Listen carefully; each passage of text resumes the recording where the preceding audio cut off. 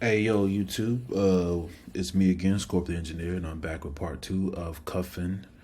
Um, part two of Clean Mixing, where I'm mixing the song Cuffin by Dutchie Blanca. I'm not trying to cuff y'all, I promise. If you look up here in these channels, I will show you very quickly, and I'm not gonna.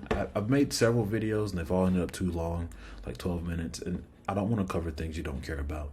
If you remember the last video, there was these were mostly wave stems. You can see that I just basically cut out the silent areas and kind of restructured certain parts of the beat. All right, I changed the intro to what I thought it should be, and so on. So I made a lot of judgment calls on that. Down here, you remember I had a bunch of very noisy tracks. I first treated these all using a high pass filter that I can show you. Oh crap! That I can show you over here. So if you look at all these channels, there's a high pass filter on there.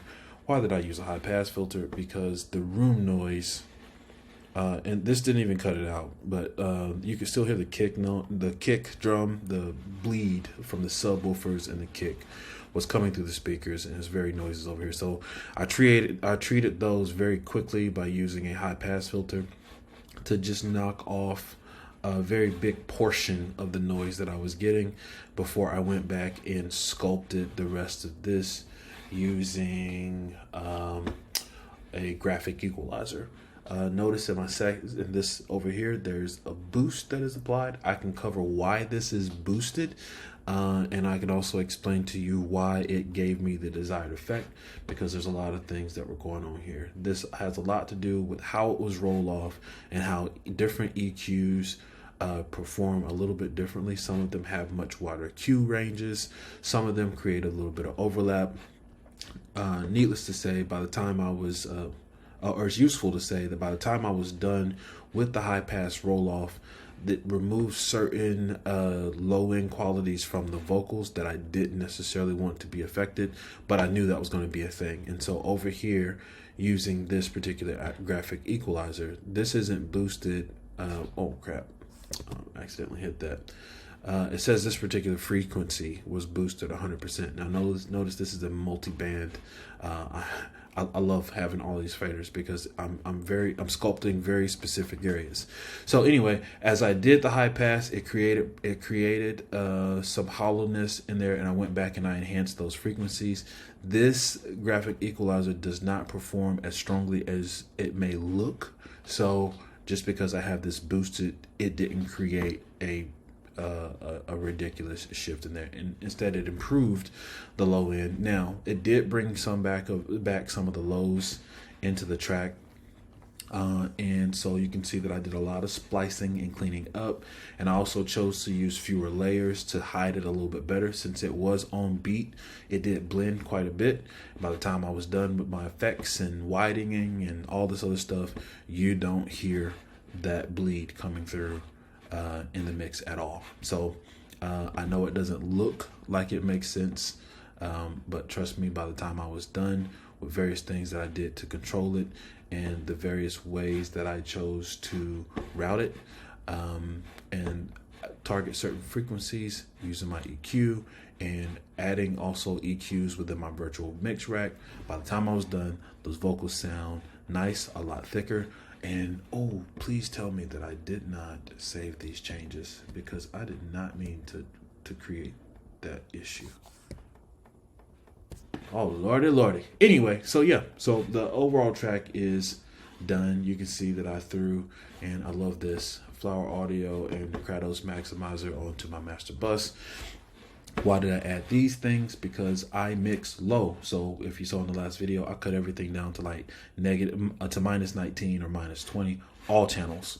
And then I came back and I made very slight adjustments. I do mix low. Yes, that is a fact. I mix low, and I also mix in mono. That's where everything starts for me.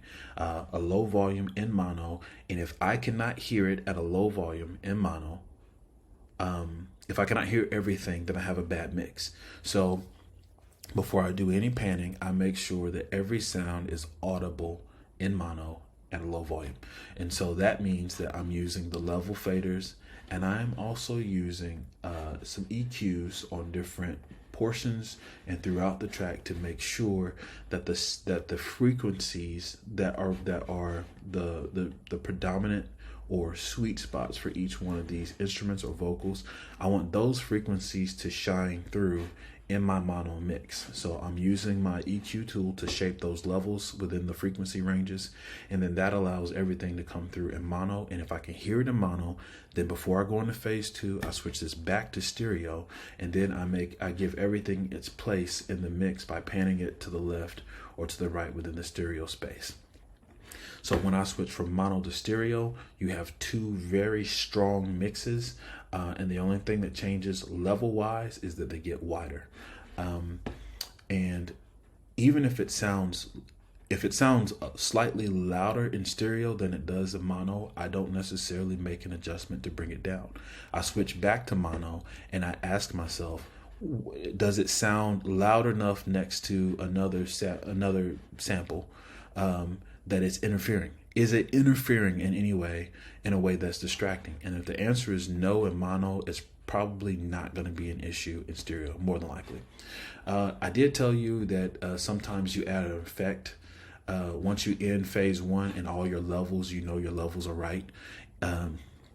That's now your reset point when you go into phase 2. If you add effects that change the overall perceived volume and your mix gets turned upside down, you don't move your faders to compensate for it. You deal with the effect that you added and you make it fit more smoothly into the mix. You don't go back and change your original mix. No. That was good. Because if you get deeper into the mix and you happen to mess it up really badly, once you start changing these and you need to get back to your fail-safe point, your levels are ruined, and now those adjustments create a domino of other adjustments that need to be made. So phase 1, we lock in our levels as much as possible, with some exceptions every now and then when it fits. But for the most part, you want to stick to your rule. So then I introduced this effect over here and I put a scream on it, and that thing was it was monstrous how loud that scream effect became right here. It was so incredibly loud, and so the first thing I did was that I created a copy. Notice that it's not bust. Oh no, that one is bust, but I created a copy of this one. I didn't do it on my main vocal. I created a copy and I did it down here. The levels are different, and when that let me see, where's the level set to? I'm getting turned around, talking too fast. Level set at -25. So I did bring it down slightly in the channel, but this was not part of my original mix.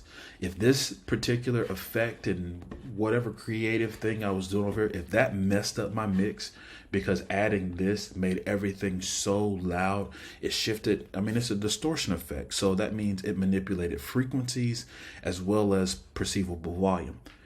If that would have ruined my mix, I wasn't gonna go turn other things up or down. Since this is loud, everything else around it has to be moved up. No, I'm not gonna do that. I'm gonna bypass that sucker. Yes, I'm gonna bypass it, or I'm gonna delete it, and I'll be back towards my original phase 1 completed mix. But in this case, I just came into the effect itself that was causing the problem, because I know my vocal level was good and I brought the effect down.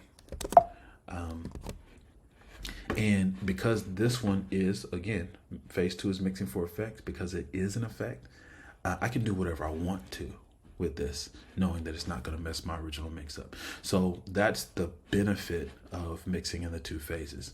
If phase 1, you solidify your levels so that in phase 2, when you add effects, if anything changes, you can treat that specifically without touching your faders that are responsible for your original even mix. So I hope that makes sense. If you have any questions, please ask me questions, because it's helpful.